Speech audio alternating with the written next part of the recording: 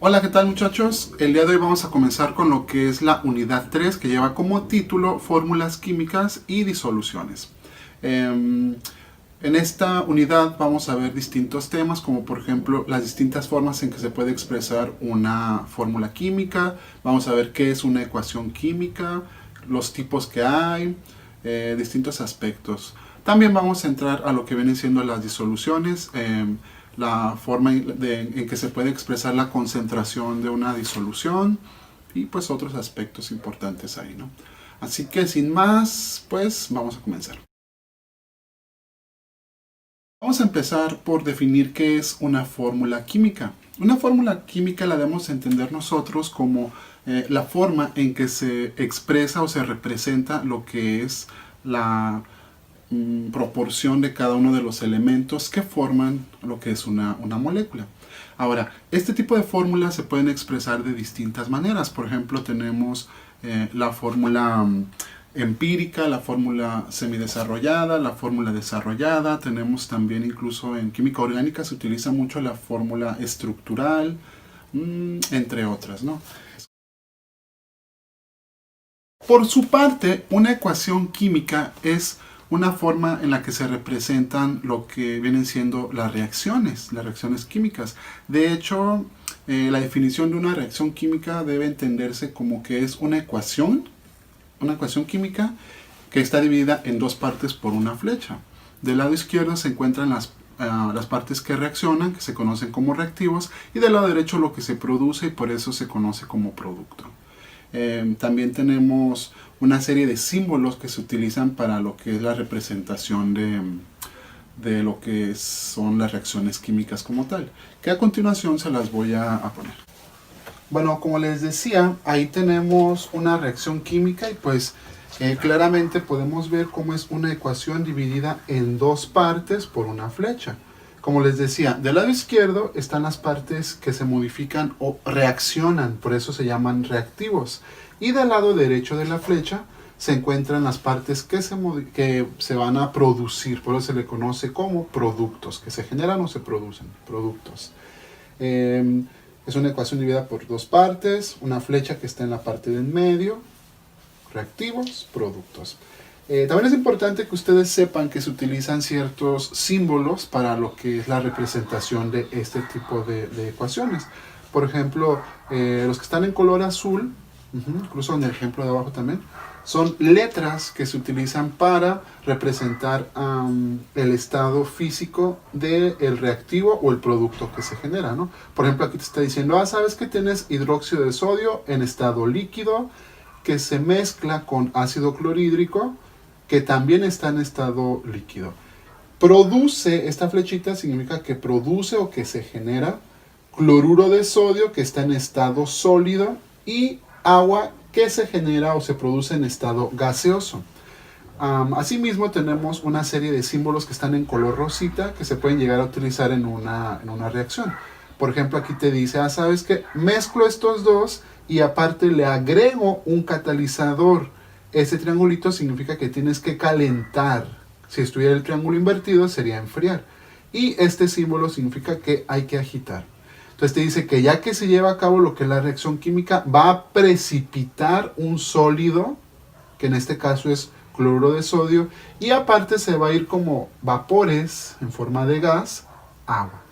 No sé si tengan dudas hasta ahí.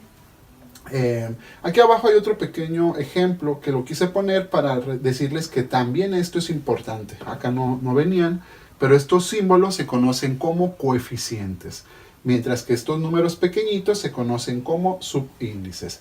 Y se llama ecuación porque recordemos que una ecuación una ecuación, perdón, debemos de tener lo mismo de ambos lados. Aquí es lo mismo. Si aquí tengo un sodio, acá debo de tener un sodio. Tengo un oxígeno, tengo dos hidrógenos, un cloro, un cloro. Por eso es que se tienen que utilizar lo que vienen siendo los coeficientes. Muy bien muchachos, pues esta va a ser parte de lo que es su tarea. Esa tablita por favor la pasan a su cuaderno y pues la completan. Muchos de ellos ya los vimos aquí en clase, pero algunos de ellos pues sí los van a tener que investigar como ese por ejemplo o este. Pero está muy sencillo de entenderlo o de encontrar. Es importante que ustedes sepan que existen distintos tipos de reacción. Tenemos, por un lado, lo que se le conoce como reacción de síntesis. En la síntesis, lo que nosotros tenemos es dos sustancias que se juntan para formar una nueva. Por ejemplo, A más B, que me forma AB. Tenemos por otro lado lo que es la descomposición, que como su nombre lo indica, se descompone. Una sustancia AB que ya tenemos, se descompone en sus componentes, da la redundancia, A y B. Tenemos AB, se separaron en A y B. Luego tenemos la sustitución simple, que también se le conoce como desplazamiento simple. En esta tenemos una sustancia AB, luego llega una sustancia C que sustituye a alguno de los componentes. Por ejemplo, aquí llegó y sustituyó a la letra B. Entonces, AB más C se transforma a AC más B. Se desplazó o se sustituyó a la B. Y por otro lado tenemos a la doble sustitución, en la que tenemos una reacción que es AB más CD, que produce AD, o sea, A se fue con D, y BC, que B se fue con C. Ahora, les voy a poner unos 4 ejercicios para que ustedes determinen qué tipo es de reacción cada uno. Bueno, pues estos son los ejercicios, muchachos. Lo único que van a hacer es, a cada una de estas reacciones, le van a poner acá qué tipo de reacción es, si es síntesis, si es descomposición, etc. Es lo único que tienen que hacer para esta tarea. Pasando a lo que es masa molecular y masa molar, hay que entender muy bien lo que es la diferencia entre una y la otra.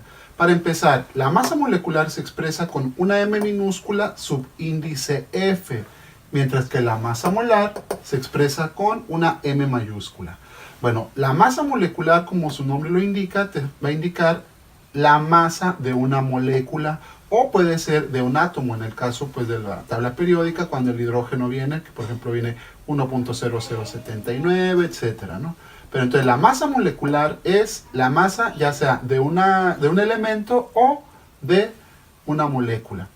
Y mientras tanto, la masa molar es la masa de un mol de sustancia. O sea, un mol es bien importante que ustedes se vayan familiarizando con ese número, que representa al número de Avogadro, que es 6.022 por 10 a la 23.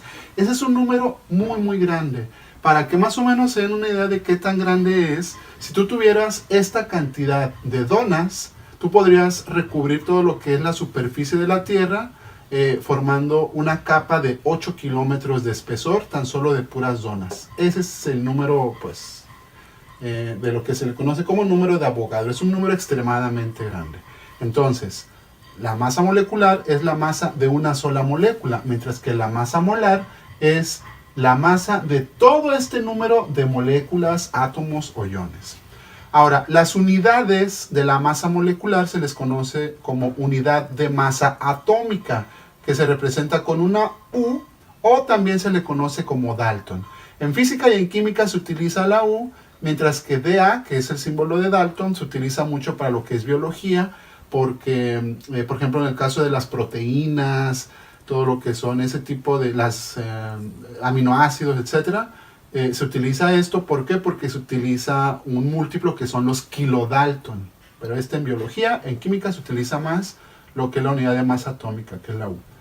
Y por su parte, en el caso de la masa molar, se utiliza los gramos mol. Aquí mismo te lo está diciendo, que los gramos que hay en un mol de sustancia. Gramos mol. Ahora, como ejemplo, aquí tenemos al hidrógeno. Su masa molecular, o en el caso de la masa de ese átomo, se le conoce, en la tabla periódica ya viene reportado 1.00794 U, o sea, unidad de masa atómica. Esto es la masa de un solo hidrógeno. Mientras que la masa molar para el hidrógeno es 1.00794 gramos mol. Ojo, es el mismo valor, siempre va a ser el mismo valor. Pero aquí te está diciendo que si a ti te pidieran un mol, ojo, te dijeran, ¿sabes qué? Ocupo un mol de hidrógeno. Entonces tú lo que tienes que hacer es pesar o determinar la masa, que sería 1.00794 gramos del hidrógeno, eso me representaría a un mol de sustancia. O sea, que quiere decir que en ese 1.00794 gramos tú vas a tener esta cantidad de hidrógenos. Obviamente, pues más o menos, ¿verdad? Pero eso es lo que se refiere a la masa molar. Ahora, unos cuantos ejemplos. Aquí tenemos un ejemplo en el que determinamos lo que viene siendo la masa molecular y la masa molar para lo que viene siendo agua. Primero, pues los datos los tenemos en la tabla periódica. El hidrógeno, este es el valor. Sus unidades serían pues las UMA, unidad de masa atómica. Y el oxígeno 15.9994. Entonces lo único que tenemos que hacer es multiplicar por el número de veces que esté cada uno de los elementos. En este caso hidrógeno son 2, por eso lo multipliqué por 2. Y el oxígeno pues está nada más una vez. Multiplicamos y por último sumamos lo que son los productos. Y pues ya me daría 18.01598 unidades de masa atómica. Pero para la masa, esto sería pues la masa molecular o masa atómica. Bueno, masa molecular porque es una molécula, perdón. Y lo que viene siendo la masa molar sería el mismo valor exactamente, pero en gramos mol. ¿Qué quiere decir esto? Que si a ti te dijeran, ¿sabes qué? Ocupo un mol de agua. Un mol de agua sería esta cantidad en masa. Por eso se le conoce como masa molar. La masa que te representa a un mol. En este otro ejemplo tenemos al ácido sulfúrico, que está conformado pues por hidrógeno, azufre y oxígeno. Como podemos ver, estos datos ya saben que los sacamos de la tabla periódica. Pero les decía, como podemos ver, el hidrógeno tenemos 2, azufre tenemos 1 y oxígenos tenemos 4. Lo único que hago es multiplicar la masa de cada uno de ellos, la masa atómica que viene en la tabla periódica, por cada uno de los factores que se encuentra cada uno de ellos. Y pues me va a dar estos resultados. Al final sumo y pues ya. Para el caso del ácido sulfúrico me da que su masa molecular es de 98.07848 unidades de masa atómica. Y pues lo que viene siendo su masa molar es exactamente la misma, pero cambiando las unidades a gramos mol.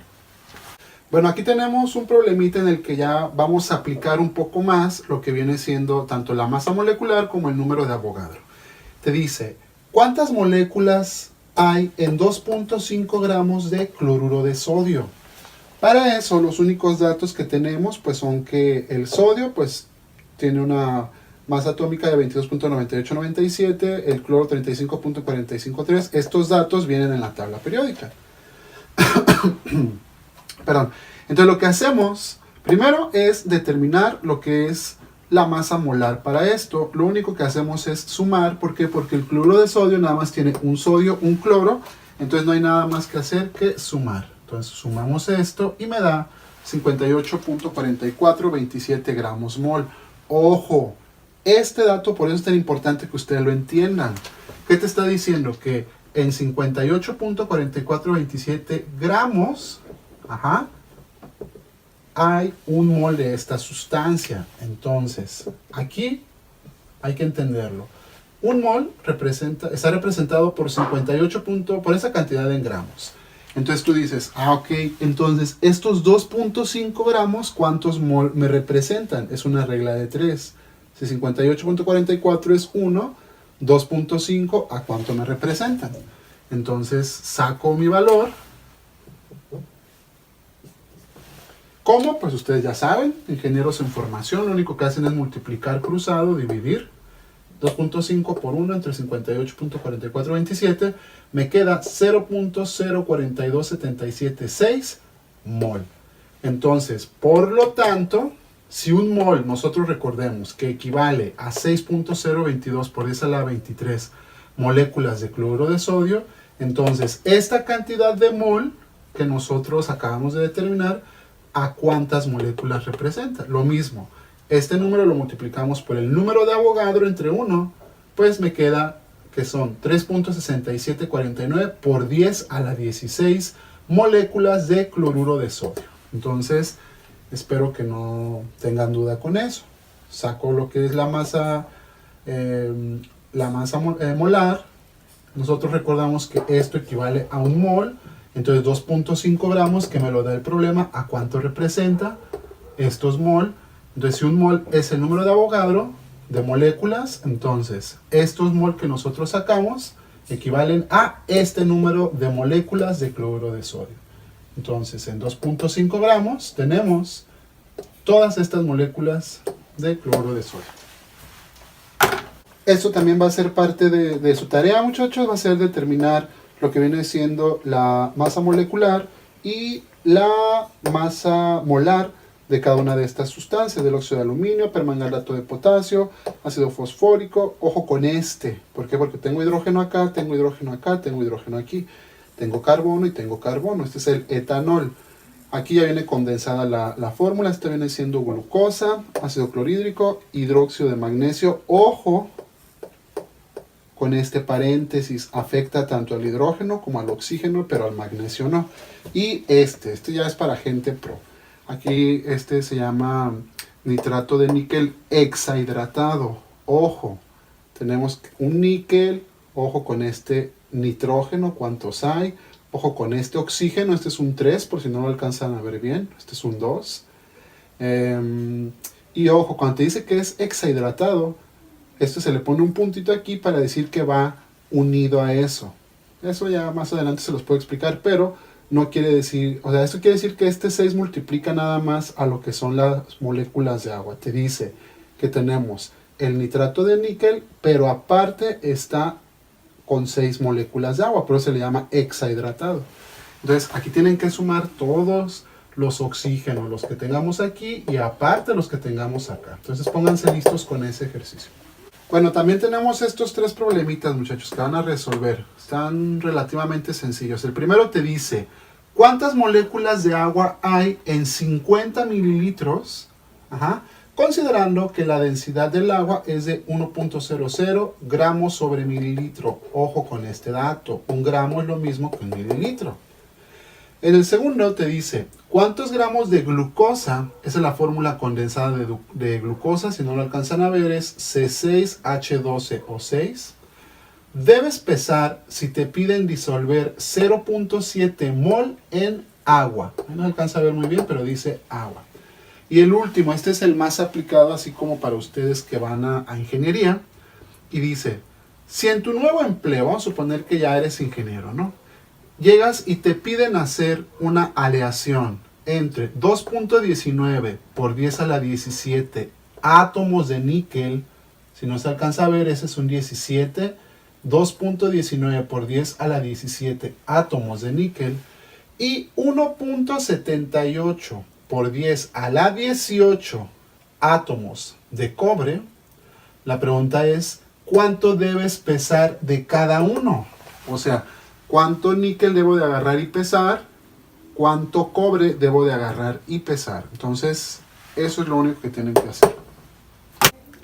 Listo, muchachos, pues ahí lo tienen. Eso es la clase del día de hoy. Me tocó recortar porque les iba a dar un poquito más de temas. Iba a enseñarles también lo de volumen molar. Vamos a hacer unos ejercicios sobre eso. Y pues pensaba introducir a lo que es el tema de concentración de soluciones. Pero pues yo creo que ya con eso que les enseñé el día de hoy, pues es más que suficiente. Se van a quedar pues ahí con la tareita esa de lo que les dejé aquí mismo en el video. Y pues nada más. Ok, muchachos, pues eso sería todo y pues nos vemos en la siguiente clase. Cuídense, bye bye.